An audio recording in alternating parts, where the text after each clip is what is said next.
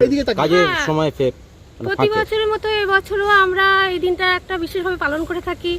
আমাদের আজ PCBL chemical লিমিটেডের কর্তৃপক্ষরাও আজকের এই দিনটাকে অনেক দিন থেকেই তাদের মাথায় পরিকল্পনা থাকে যে এই দিনটাকে একটু সুন্দরভাবে তুলে ধরার জন্য, এবং তারা আমরা সমানভাবে আমরা সেই কাজে আমরা সাহায্য করে থাকি। আমরা আমাদের বাগানকে প্রস্তুতি নিই, সারা বছর থেকেই আমরা প্রস্তুতি নিয়ে থাকি সাধারণত।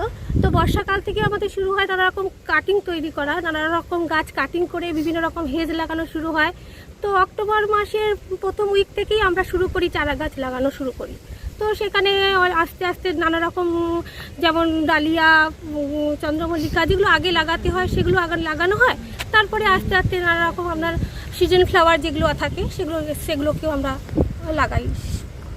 আচ্ছা, আপনারা তো প্রত্যেক বছর মহিলারা এটা করছেন, তো আপনাদের বাড়িতেও তো বাচ্চা বা ছেলে মেয়ে আছে, তারা আগ্রহী হচ্ছে? একদম, ওইটা আমাদের মানে বিশেষভাবে আমরা পেয়ে থাকি। আমাদের স্বামীরা, হাজব্যান্ডরা যারা আছেন তারা ডিউটি আওয়ার্সের বাইরেও তারা আমাদের হাতে প্রচুর আমাদেরকে সময় দেন, এবং আমরা অবশ্যই আমরা বাচ্চাদেরকেও পেয়ে থাকি। এই কারণেই তারা বাচ্চারাও আমাদেরকে দেখে তো তাদের মনেও একটা আশা জাগে যে আমাদের বাগানেও খুব সুন্দর হবে, ফুল ফুটবে।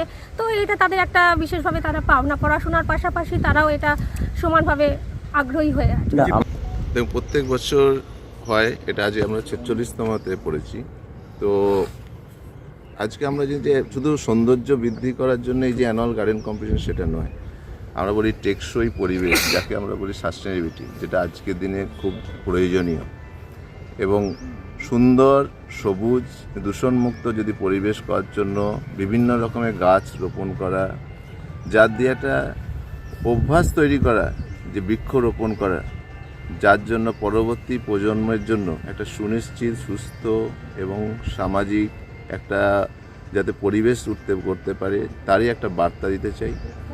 এবং এই যে বলি যে আজকে শুধু বৃক্ষরোপণের মাধ্যমে যে তার সঙ্গে সঙ্গে আমাদের জল সংরক্ষণ বলুন, যে জৈব ভারসাম্য বজায় রাখা বলুন, এবং যে আমরা বলি জৈব সার এবং যে ওয়েস্টেজকে রিসাইকেল করা, সেসব এর মধ্যে কিন্তু সবটাই এর মধ্যে আছে। তো সেই দূষণমুক্ত পরিবেশ গড়ে তোলার জন্য খুব আজকের দিনে, আগামী দিনে জরুরি সবার জন্য। যেভাবে গ্লোবাল যে এনভায়রনমেন্ট চেঞ্জ হচ্ছে, সেই দিক থেকে এটা একটা প্রচেষ্টা আমাদের দিকে থাকে এবং একটা সামাজিক বার্তার মধ্যে থাকে।